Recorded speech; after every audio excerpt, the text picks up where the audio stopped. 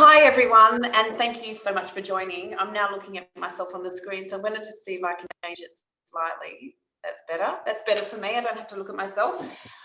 Thank you all for joining. I'd also like to just acknowledge the traditional custodians of the land that we're all meeting from today, and pay our respects to the Gadigal people of the Eora Nation, and thank them for caring for this country, these waterways, and these coastlines since time immemorial. And we do have an exciting time ahead of us, and maybe that's where I'll start this session, this update, just to say it was a really exciting time in Parliament. Did introduce the legislation so that we could move forward to the next step of having that referendum on the Voice at the end of the year. I think there was a standing ovation from 2/3 of the House and all the people in the gallery. There was a lot of people who had been working on the Voice and the Uluru Statement for a long while. So it did feel like a historical moment, and it was exciting. And I do feel that there has been a shift again in favour of the Voice, just because we're now filling out that space where there was a bit of a void, and now that the question has been identified and the change to the Constitution has also been defined, I think, you know, now there's a time to move forward with that. But the Voice referendum itself will probably, I'm not sure if you know, come in sort of end of October, maybe early November. So what we'll be doing sort of leading up to that is a number of different things. But one of them, as we keep being reminded by others, the working group and the people who created the Uluru Statement, this is an invitation to the people of Australia. It's certainly not an invitation just to politicians. It's not a political plaything. And so we need to respect that. So, you know, we will be holding some panels, but those panels are more about allowing people to ask questions that they have, and just to find out what you know, more about it, and have their own sort of curiosity settled with that. So we're looking forward to that as well, but that will be in the latter half of the year. But that was a very monumental time, and I did meet with other people from the working group as well. But the really big piece, of course, and this is where you might have some questions, was the passing of the safeguard mechanism, which was exciting. I think most of us were quite surprised at where it ended up landing. And I know that there'd been a lot of anxiety leading up to it from a lot of people in the community. When I was out and about with Jackie's campaign, I know a lot of people were saying to me, do you think it's going to land? Do you think it's going to land? We're really worried that it's not going to pass. But I had sort of kind of feeling, we had a good feeling, because there was a lot of negotiations going on. There was a lot of communication going on. We did see for a little while there, the coalition had sort of dialed themselves out of the conversation. So it really did come down to Labor and Greens. And it did seem for a little while that they were getting a bit wedged, and there was this sort of standoff. So I think that was a really powerful moment when the crossbench was able to step in and say, look, there does need to be some change here. There's some really constructive and simple things that we can do to make this a lot stronger. And I think just having that constructive, positive crossbench that was willing to be respectful and continue to negotiate really helped that get across the line, and also just supporting a number of the changes that the Greens were asking for. Because it did absolutely need to change from where it was. It wasn't strong enough, it was too timid, and even where it's landed now, we still have a long way to go. But I think most people in this country are really excited that finally we've kind of caught up to the pack. I wouldn't say we're leading the pack at all, we're certainly not, but we've caught up to the pack a little bit, in that we are now taking steps. This country is finally taking steps to do something about our carbon emissions. And the big win, there was a few big changes, and the big one is that there is actually a cap now on the amount of emissions. There wasn't before. There was just a pollution free-for-all that was allowed to go ahead, but at least there's now a cap. So decisions do have to be made.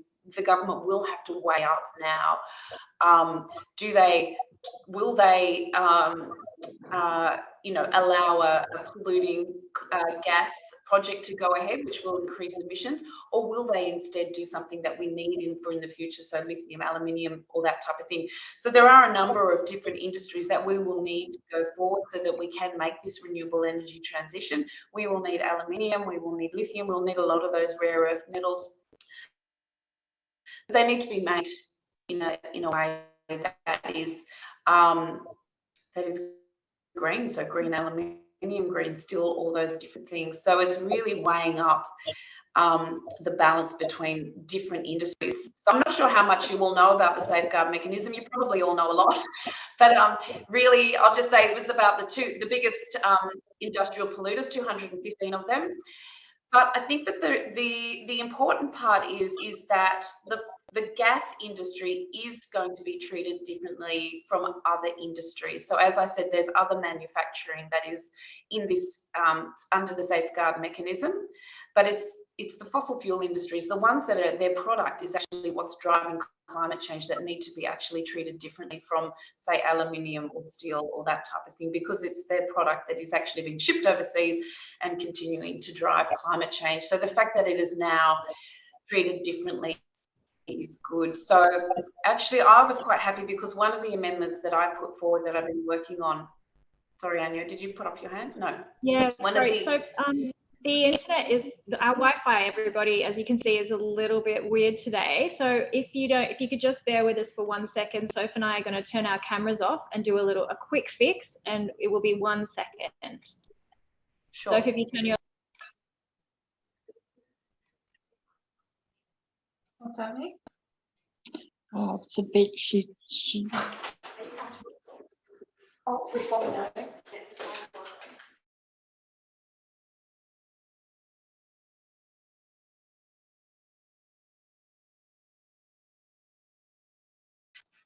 Hi, we're back. We're going to try doing it from a different room. Sophie will be with you in just a second, and hopefully you'll have a much clearer reception.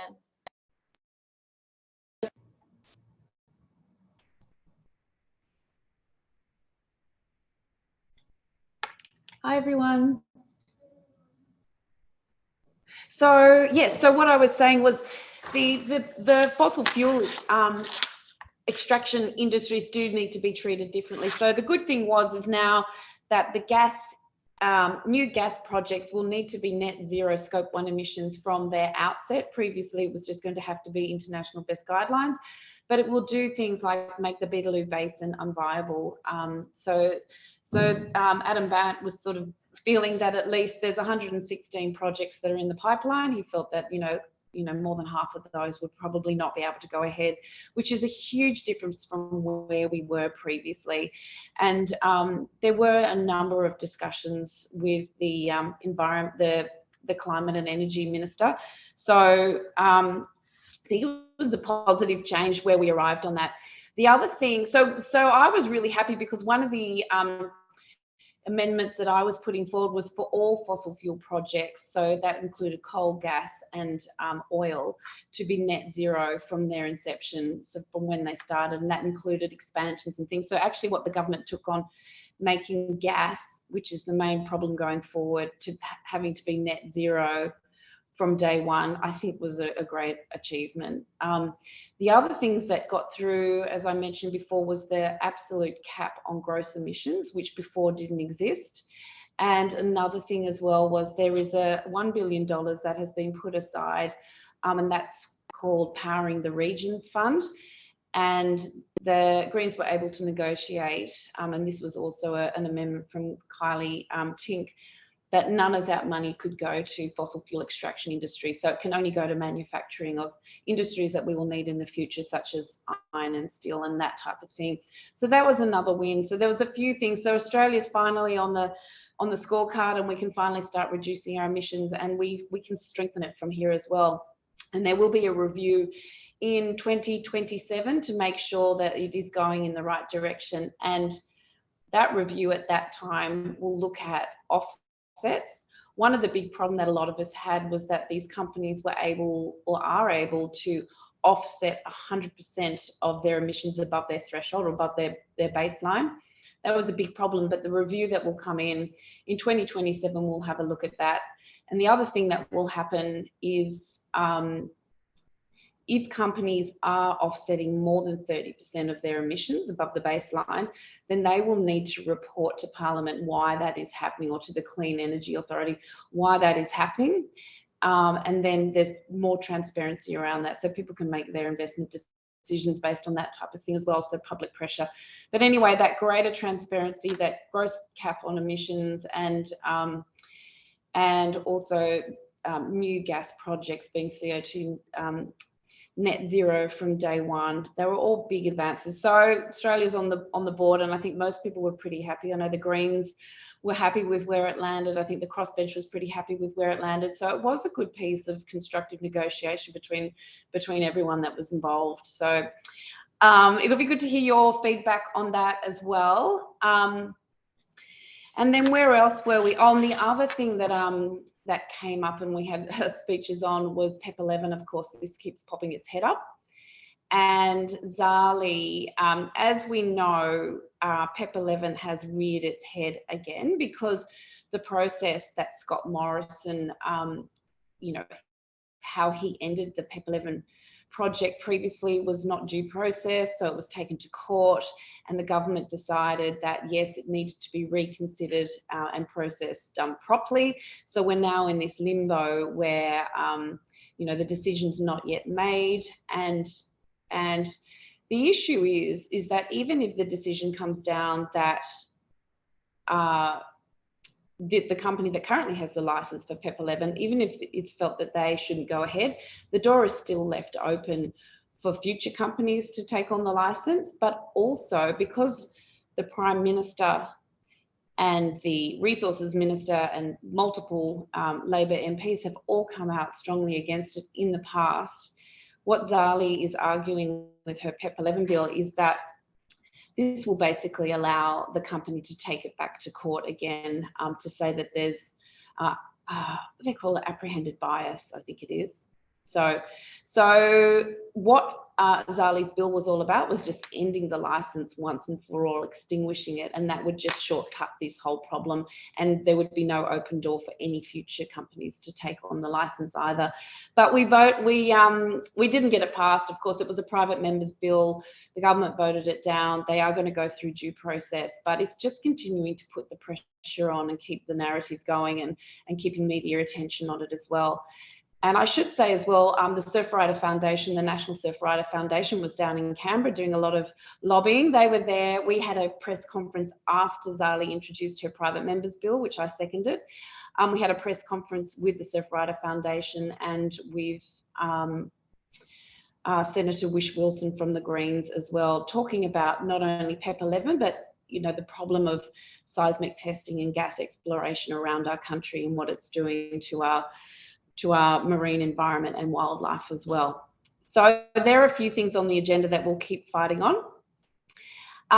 And what else? I'm just going to get my list because there's lots of things that happen.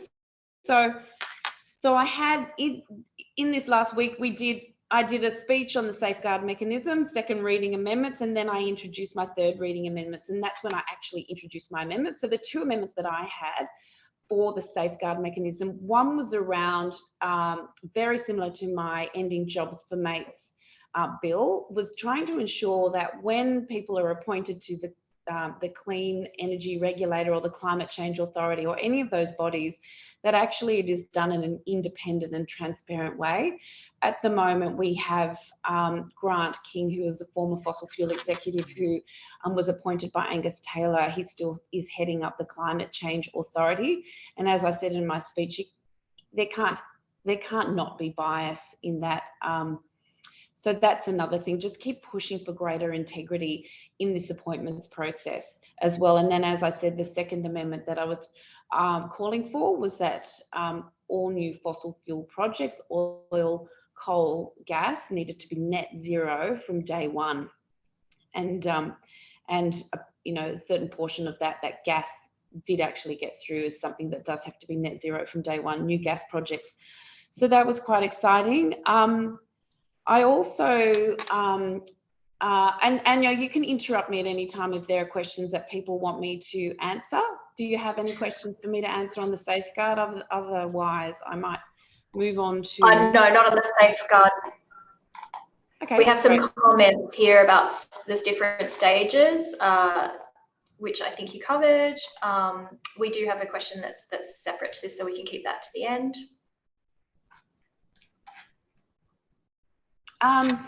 So then also during the last week or couple of weeks, I moved a private member's motion on abolishing or ending native forest logging, not calling for ending of logging altogether, but just calling for ending of native forest logging, because we can transition across to plantation forests, and there are other types of wood products as well.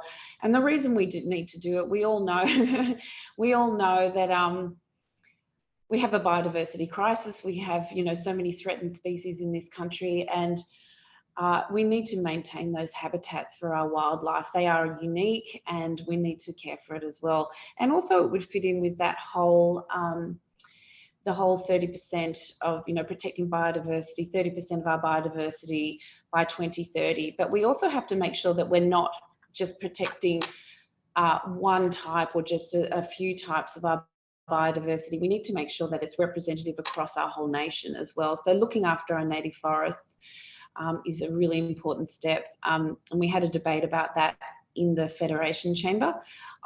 There was a speaker from the Labor Party in Tasmania, obviously when native forest logging is still quite strong, who spoke passionately in favour of native logging, which was quite surprising for me. But it is something that just going forward as well, I will continue to speak out on, and actually have been working with the WWF on creating a native forest pledge around trying to protect more of our native forests as well.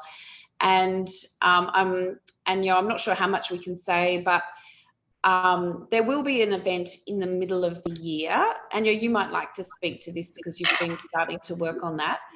Yeah, I'm just starting to work on an event that we'll be putting on in the middle of the year in early June, probably at the moment at the DYRSL, which is very central for most people who are on this Zoom that are living in Mackellar.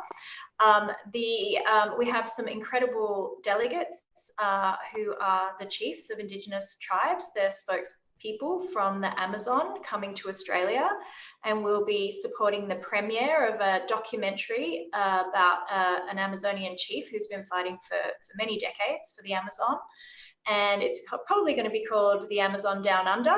So it will be about a combination of Amazon, I can see Nigel laughing, Amazon, obviously forestry issues, but also New South Wales forestry issues and Australian issues with deforestation. So stay tuned. It's very early days, and I might get in a little bit of trouble for talking too much about it, but it's going to be exciting, and we'll be keeping you posted through our newsletter on our website. And our socials as we develop more about this event. Now, while I have the mic, I might throw a couple of questions towards you, Sophie, if you're ready for questions that are sort of not necessarily related to what we were just talking about. Robert Finkledy, has sort of quoted in here your question time comment to the Treasurer, your question to the Treasurer, which was to do with how taxes are created. Oh, I keep losing it on screen, sorry. How taxes are collected on fossil fuel companies, and comparing with, Norway. His comment was, the Treasurer seemed open to a super tax, but why is there no appetite to follow through with it? I think it's one of those, thank you. I think, that was a question that I raised probably a little while ago, I think at the end of last year. And definitely there seems to be, and recently I've been tweeting on it as well, and it's very popular, that whole petroleum resource rent tax, because there's a big difference. So Australia and Qatar export around about the same amount of gas, but Qatar brings in 20 times the revenue that Australia does. So we've got these massive gaping loopholes. Not that we want to encourage more gas exports, but we do, the gas and the resources do belong to Australians, and we should have been benefiting from it rather than it all sort of going offshore. So I think actually the Treasurer, I think, is warming to the idea, and in a recent article was saying this does need to be looked at again. So hopefully we're getting there. But just on the issue of tax, I attended a tax roundtable that Allegra Spender hosted, and there was a whole range. So she had a diverse range of panelists there speaking, right from sort of Grattan Institute through to the Centre for Independent Studies that is quite right-leaning, but there did seem to be acknowledgement that there needs to be broad tax reform, because the tax system that we have currently is creating intergenerational inequality. So that I think that there's a lot of consensus that there does need to be a look at our tax system as well. So Allegra's driving that, but it was very interesting that there was such a broad range of speakers across the political spectrum with some really good ideas, I think, about how we can create a more equal society going forward. I also saw a question. I have another question that I can share, so. We have Chris Yates, who is saying that the October 2022 Treasury ASIC bill has resulted in a number of fines for greenwashing. You must be pleased with that, Sophie. I think we're all pleased with that. We need to keep an eye on it, and there needs to be greater transparency. We need to be, again, it's an integrity measure. We need to be able to trust what's going on and what we're being told. And the Chubb Review did talk about greater transparency with a lot of these things as well. So ensuring that that happens is really important.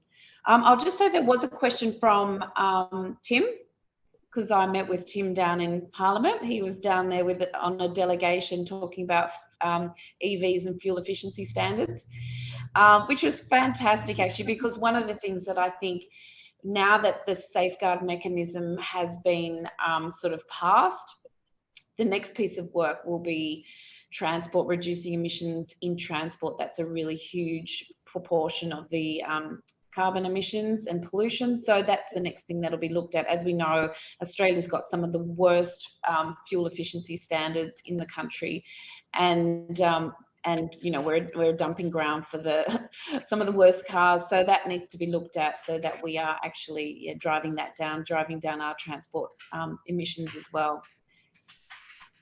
I'm not sure if that answers your question. I've lost the question, Tim, but that will be the next piece of work that the government's working on, and I know that's a huge thing that the crossbench is also driving to far better in fuel efficiency standards as well. And a part of that is being able to move our country as well. Another thing that keeps coming up is electrification. So there's a couple of things. So Saul Griffith, he was on another panel or another roundtable discussion in Parliament as well, which, who was it? Ed Husic. Yeah, Ed Husic, who's the Minister for Science and Industry, was there as well. And just talking about, so Saul Griffith is the author of Electrify Everything and Rewiring the Nation. He was also pivotal in the US's Inflation Reduction Act and how they get there, all the subsidies and things that will move houses towards electrification. And one of the important things I think to realise is once households move to things like, you know, got solar on your house, you have a battery, you have a heat pump, you have heating and cooling that's done not with gas, and of moving away from gas cooking as well, is that people say, oh, but there'll be so much more electricity required for that. But actually, the amount of energy that you need for things like a stovetop that's induction is far less than what you would need for gas. So and plus, if we're getting more and more people with solar power panels on their roofs and then batteries as well, and they're subsidised, then again, we won't need to take that electricity from the grid. So there's a lot going on in different communities trying to drive that electrification. And again, so when we're talking, a lot of people are quite interested in how all of us on the crossbench either work together or don't work together. But what I would say is we do collaborate a lot. So on an issue like climate change, there's obviously multiple different facets that we can all work on, and different people are taking leads on different things. So Allegra and Kylie are leading the home electrification space. Somebody will be leading the construction codes as well. I'm looking at forests and oceans, but also working, we'll be working on the in our national environmental laws, try and strengthen those as well. So the Greens will call for a climate, that's a big deal. So what that means is currently when there's a huge project that's been assessed, It has to be assessed by certain things. At the moment, its impact on the climate does not have to be accounted for. So if we bring in a climate trigger, that means how will this huge project, whatever it is, whether it's a fossil fuel project or another type of project, how is that going to impact carbon emissions and our climate going forward? So that's what a climate trigger is. Another really important thing from when I visited the Liverpool Plains was speaking to Tony Windsor. He actually brought in a water trigger, you know, when he was in power back 2013, I think it was. So that was a really good way to assess a project's impact on water. And that would have a big influence on, say, projects where he is in the Liverpool Plains, because gas fracking, coal seam gas, you need to pump out the water first before you can get to the gas. So those beautiful aquifers underground just get blown off into, you know, get taken up to the surface, and they're just evaporated, and they're full of all sorts of heavy metals and things like that. So it's quite toxic as well. So then if there's a water trigger, that would also impact on whether a project can go ahead or not, and that's not currently very strong at all. That needs to be strengthened again. So looking at the EPBC Act, which is our environmental laws as well, and how we can strengthen them. Any other questions, just to break it up a little bit? Yes, yeah. I have a question from Peter, which is, speaking of integrity, which was mentioned a moment ago, a general question, please. When does the new federal ICAC start operating? Middle of the year. They've they've got the commissioner. I think they've got the commissioner, and they've got the committee together as well. So it will start in the middle of the year. The issue is they need to get the whistleblower protection laws strengthened as well, and that hasn't been done yet. So as we saw, I just can't think of his name at the moment, but the man who blew the whistle on Robodebt, he's currently facing court and could face jail, because our public interest disclosure laws, protection laws, are not strong enough. He could end up in jail. So we need to strengthen those as well. So when that whole anti-corruption commission was being debated, a number of us on the crossbench were calling for stronger whistleblower protections within that whole process, but the government was keen to do it outside by strengthening this public interest disclosure act, but it hasn't been done yet. So that's something we'll also need to keep an eye on and keep pushing for. And I should say, just on that, working with whistleblowers, I also attended another sort of briefing with the Human Rights Law Society on how we can, you know, if a whistleblower does approach us, how we are able to work towards them in a safe way so that they are protected and we are protected. Because people like Andrew Wilkie and even Zoe Daniel recently they've both been working with whistleblowers. And as you know, with Andrew Wilkie, with the Hillsong revelations as well, that's a huge thing. And Zoe was working, anyway, so she's been working with a whistleblower as well, but you just need to be really careful in how that happens, but there's support with that as well. Thank you. And I think we're talking about the tax debt whistleblower and the Robodebt whistleblower. There's a couple of things going on in the whistleblower space at the moment. Peter has asked a great question. He'd like an update on your Ending Jobs for Mates bill. So the Ending Jobs for Mates bill, what it does is it sits on a list and the government decides whether they're going to actually debate it. And if they decide not to debate it, it drops off the list. So it does seem like, and I should say that the history of private members' bill being debated in Parliament is almost zero. So, but that's sort of not the point. The point is, I mean, it'd be great if they did debate it and they passed it.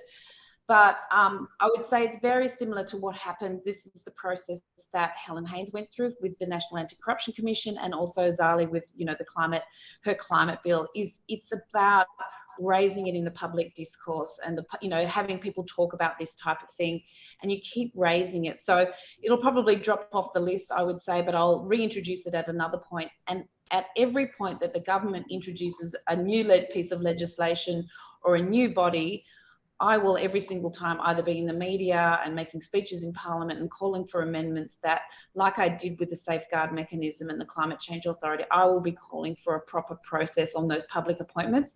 So it just becomes, you know, in the end, what happens is it's actually the population or the public that drive change. So it's just about continuing to keep people involved and highlight that conversation and what we should expect, you know, and people being aware of what standards we should be aiming for, rather than just accepting ministers appointing whoever they like.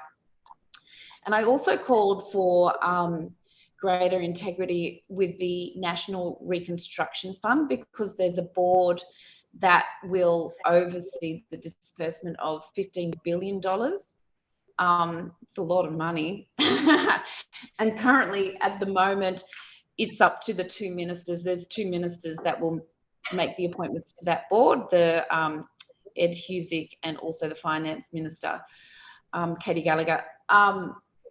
And they do have to consider expertise and that type of thing. But when it comes down to it, it's purely up to ministerial discretion who's on that board. And our argument is that there needs to be a transparent, robust, independent process that is, you know, the job is advertised properly, the criteria are advertised. There's an independent selection panel so that we can absolutely trust what's going on, what decisions are being made by these really important bodies that are otherwise unelected. So the story with that is that it's continuing basically to inform the public about what's going on with integrity in our political system, and hopefully we get to the point, as it did with the Anti-Corruption Commission, that, you know, it just becomes a no-brainer and it's unacceptable to continue, say, without a federal Anti-Corruption Commission. It just has to be done. Thanks, Soph. We have a comment. It's hard, everybody, sorry, because every time people use the chat, we lose our space in the chat, but I've just brought it back. So we have one of the founders of Alexander School in Duffy's Forest who'd like to thank you for taking their students' plea to Parliament. Sadly, the corridor road is still blocked and the siege continues. The question is, how did your colleagues react to your speech in Parliament on this issue? Good question. Thank you. I think there is a great deal of concern about what's going on, and also I met with representatives from the Department of Foreign Affairs about it as well, and raised the issue with them as well, and they are also keeping an eye on the situation. So they're well aware of it, which I was happy to hear, and also just keeping in touch with their international partners who are also hopefully on the ground. I think that's part of the issue, isn't it? Being able to get observers into the area to keep an eye on what's going on. But it is a very, very difficult situation. And thank you to the kids for coming down and letting us know more about it. Yeah, it was amazing to have them visit and for them to feel that they can get involved in their democracy and be heard as well. And then another big, huge, well, one of many big, huge things happened last week in Parliament with The Voice. Would you like to share the experience of being in the chamber during that big announcement? No, that was wonderful. That was really incredible. So when the Attorney General did introduce the legislation so that we could move forward with the referendum, he gave a really rousing, inspirational speech, just talking about the history, you know, finally it might be time to listen, and talking about the gap, the intractable gap. We haven't closed the gap at all. But it was really wonderful, and as I said, 2/3 of the House were standing and applauding, as were the galleries as well. But it did feel good. I think it was a wonderful speech. If anyone wants to watch the Attorney General's speech, it was a really good one to listen into, and it does feel like, you know, it's finally kicking off. And I also think those yarning circles that the working group and others are inviting everyone to is a really good way, a really open and friendly way for people to have their questions answered. And I also think defining what the question will be and what the changes to the Constitution will be is what people need. They need that certainty, so there's not a lot of, you know, questions and concerns flying around. But that was really wonderful. And you'll hear more about us from us about the voice as well, but I think I mentioned earlier, it's about, you know, allowing people to have the opportunity to have their questions answered. And Anyo, I wasn't able to attend, but Anyo and Peter from our office attended. Zali hosted a forum on the weekend. Would you like to just talk a little bit about that, Anyo?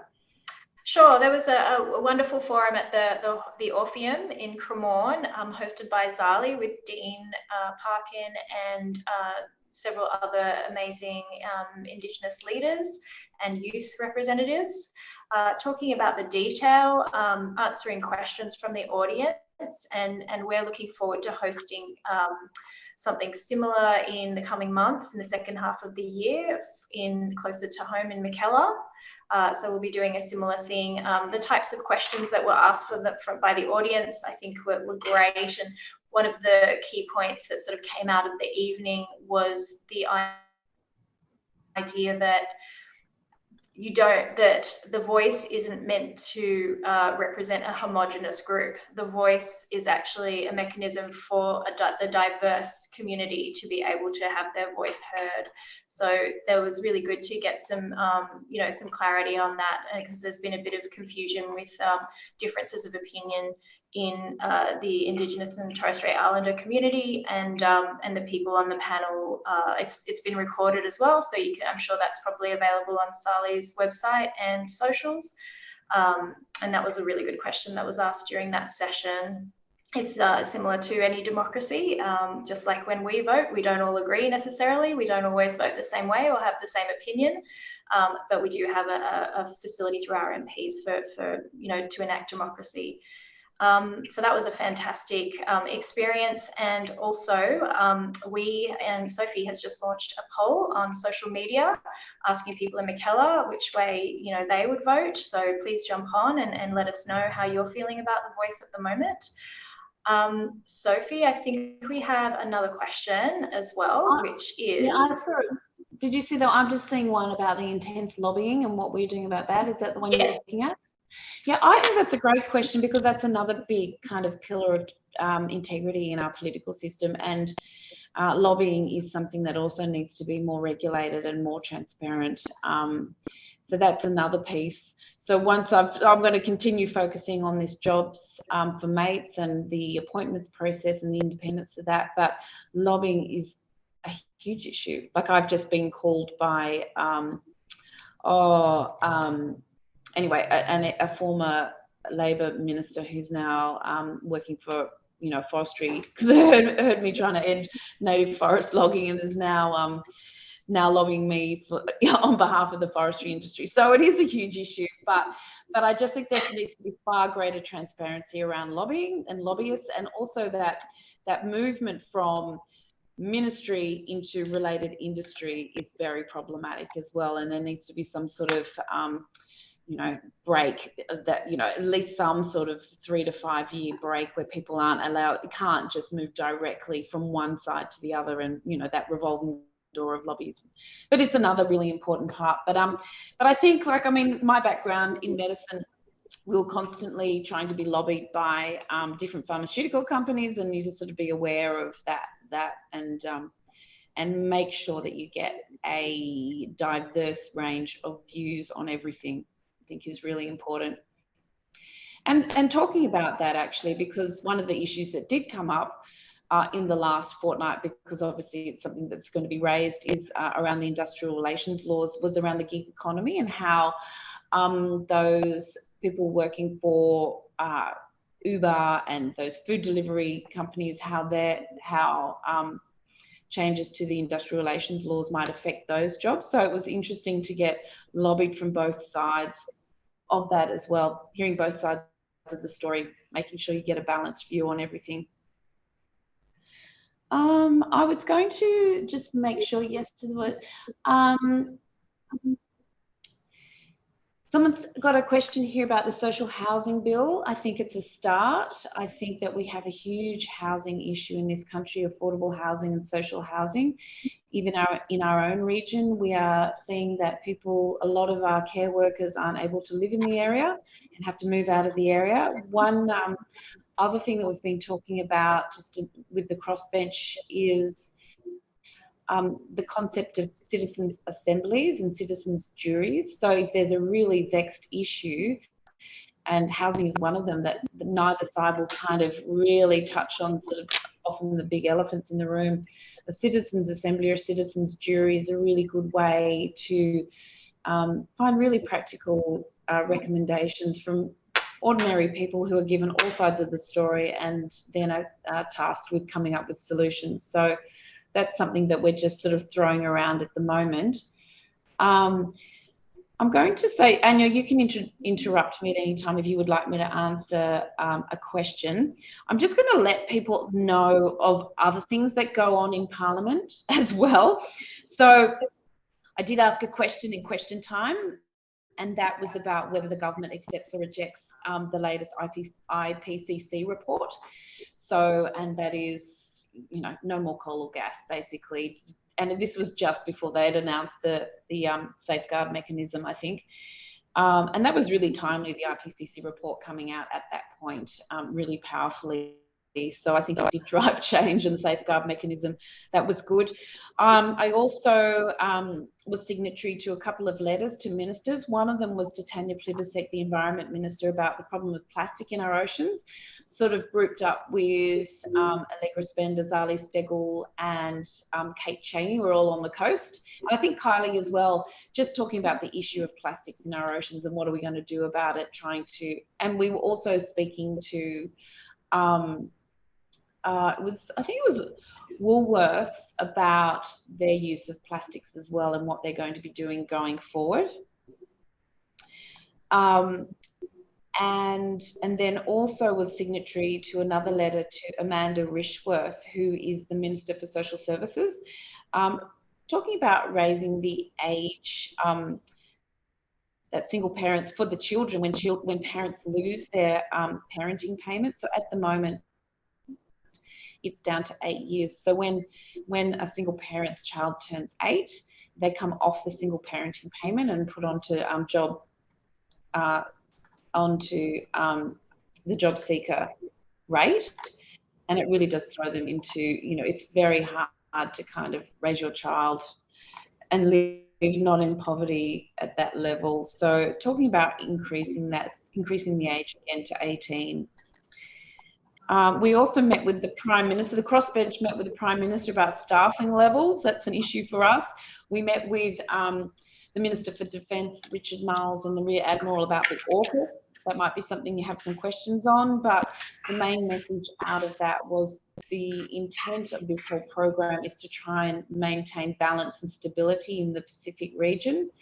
So that was quite interesting, and the staged approach to this was described about how, you know, the initial stage will be just building capacity and borrowing submarines from the US and the UK, and then the next stage will be buying submarines from the US and the UK, and then the third stage is making the submarines.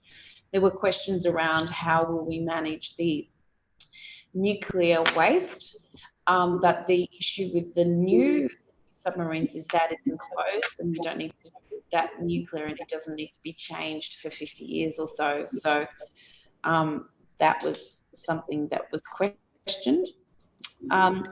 Also obviously met with Chris Bowen about the safeguard mechanism. I didn't get to meet with the Assistant Health Minister and the Assistant Minister for Mental Health because I was speaking in Parliament, but spoke to them about the role of general practice with mental health, you know, GPs being at the forefront of mental health, because there's obviously a massive crisis in mental health services at the moment, and how GPs can be better supported to continue to provide that care, because really, you know, every time a patient comes in, mental health is often discussed, you know, very, very, very commonly discussed.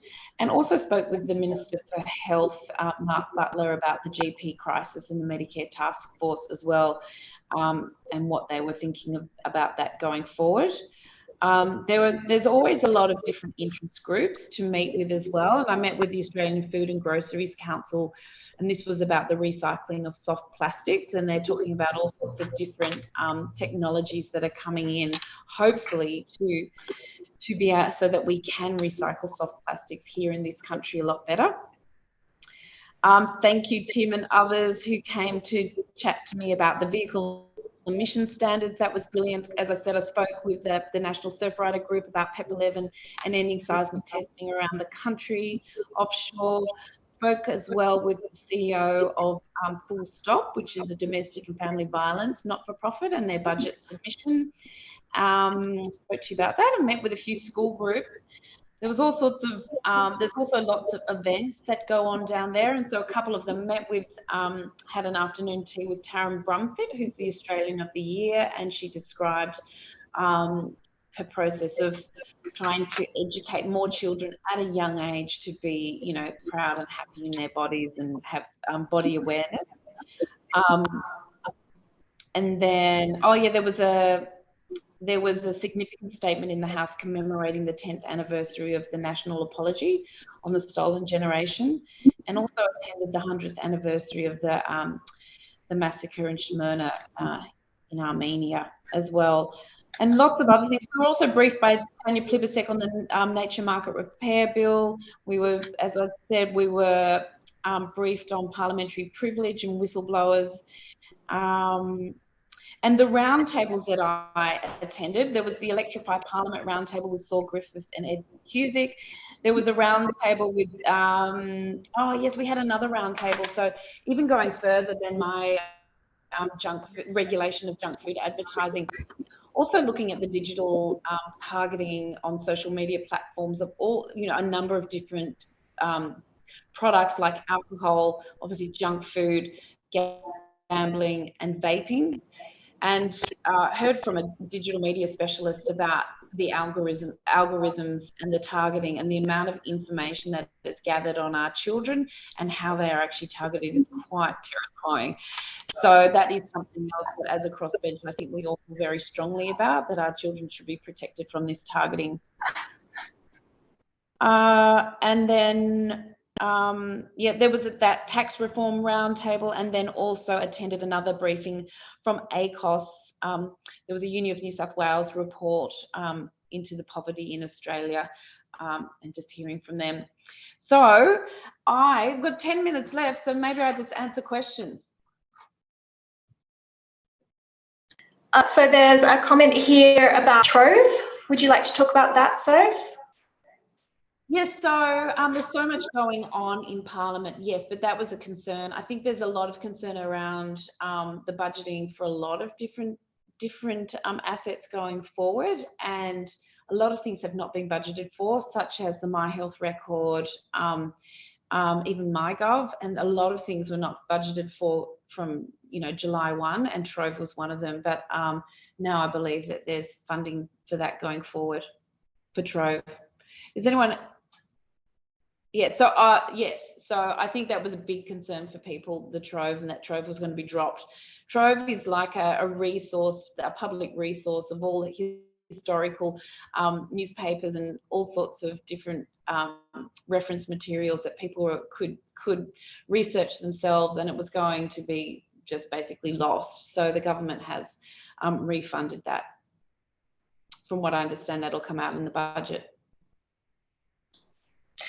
And there's a question if you know anything about any progress towards truth in political advertising. Again, that's another bill from Zali that Zali introduced during her last term, which is really fantastic. The government is making noises about working on that. Zali amended that bill and reintroduced it because she really wanted there to be strengthening of those laws prior to the referendum taking place. That's not going to happen, unfortunately. But she will continue to push that, and I think next year there'll be some work on that, is my understanding. And are there any moves? Here we go. Charlie. Yeah. Are there any moves to limit the number of gambling ads on TV? Yeah, there's a number of people very concerned about that. And I know that, yes, so I think a lot of people are very concerned about that, including me, but you just can't take on everything. But I think Zoe Daniel, Kate Chaney, Rebecca Sharkey, and I think also, yeah, particularly Rebecca Sharkey, because she's from the Centre Alliance,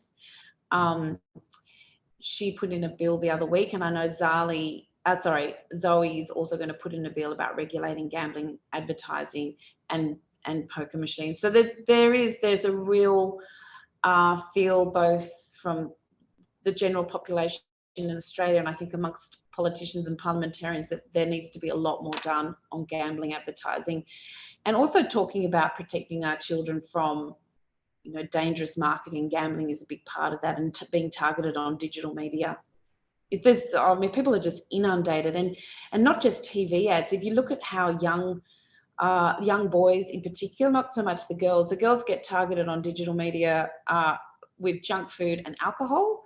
Boys get targeted with alcohol and gambling non-stop, like just saturated. So it's so normalized, it's ridiculous.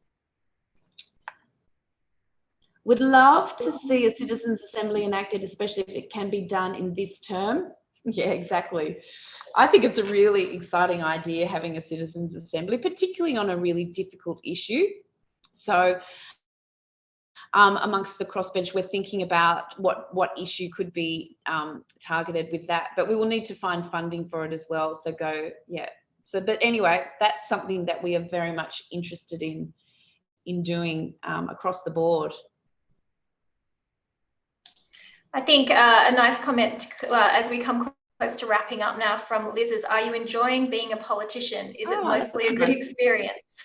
Yes, I am. It's such a great privilege to be down there. As I said, it was an enormous privilege to be there. One, when the safeguard mechanism passed, when we heard that would be going through, and two, just this last week when the referendum, you know, the changes to the legislation so we could move ahead with the referendum. It is a huge privilege, and I think we all recognise on the crossbench that it is a massive privilege to be there, and I know everyone is working their hardest to do whatever they can. You never know how long you're in for, so you have to give it all you've got in the time that you do have, so you can't take anything for granted. And there's a lot that needs to happen and change, but I feel like it's an incredible privilege to be down there representing everyone. And so the feedback is, I mean, part of the reason we do these sessions is so people do know what's going on down there, and you can feed back to me, actually, you need to do more, you need to do less, work on this. That's what it's all about. But yes, loving it. Okay, and so to wrap up, we have, sorry, one final question, which we're almost out of time, so I don't know if we can squeeze this one in from Ethan. Do you think that the Future Fund is the best way to invest in housing? He's talking about the standoff that he foresees between Labor and the Greens on this. Oh, look, I'm not an expert on that, I've got to say. I've been focusing really heavily on the safeguard mechanism and the jobs for mates, but the social housing is something that I think it is such a tricky problem that's why it's sort of one of those things that we think would be really good that is explored by a citizens' assembly, so people can get really in-depth knowledge and really come up with some good solid solutions to the housing problem, housing affordability and social housing as well. So using you're talking about using a superannuation fund to fund it. Be interesting to hear what you had to say, Ethan. There is certainly a lot of money. It's interesting. There is a podcast. I think Greg Combet, who heads up the superannuation fund, speaks. It's a Guardian newspaper podcast where Greg Combet does speak about the use of superannuation to fund, because we've got to get the money from somewhere to fund social housing. Interesting concept, but if anyone wants to listen to that, that's the next issue. Housing is a big issue. Definitely a huge issue. Thank you, Ethan, for raising that, and thank you everybody for your time tonight. This might be just before we sign off, another opportunity to say the other big huge thing obviously that's happened in New South Wales in the past couple of weeks is the state election. So congratulations again to Michael Regan and all the people on this call who volunteered on his team and put their hours into participating in our democracy, and to candidates like Ethan who are on the call who put their heart and soul out there to run. And Also, you know, commiserations to Jackie and congratulations to Rory, and thank you to all of the volunteers who worked on Sophie's campaign, who worked on Jackie's campaign as well. You are the lifeblood of this community, and we can't wait to have you all back. So we are really glad that you could make it tonight. Sophie, would you like to finish up? I was going to say, yeah, I think, you know, I think it was really positive. The state election was really positive. I think that there is a lot of people speaking up for our community now, and I look forward to working with both Rory and Michael for our community going forward. And the other thing I did do in Parliament was just give a short statement about the community independent movement and how that's sort of reinvigorated and trying to bring people back into their democracy and be genuinely representative. So that's exciting. No, but it is good. I think both Jackie and Michael ran amazing campaigns, and it's so good to see so many people able to be involved in their democracy again. So thank you everyone. Thanks, and everyone. Please, if you've got any more questions, please email us if you've got questions or issues you want to be followed up on. That would be great. And any feedback is also always welcome, good or bad, you know, need to hear it. And also, please, everyone that you're speaking to in the conversations that you have in your neighborhoods and in your social groups and friend groups and family groups, to make sure that people have actually signed up for Sophie's newsletter.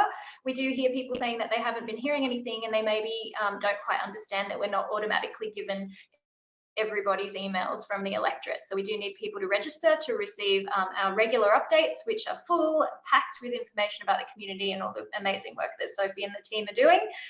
Thank you, everybody. Have a fantastic rest of your Tuesday evening, and we look forward to seeing you in person at the upcoming events. Keep an eye on our website and socials. Thanks for coming. Thanks, everyone. Thanks for dialing in.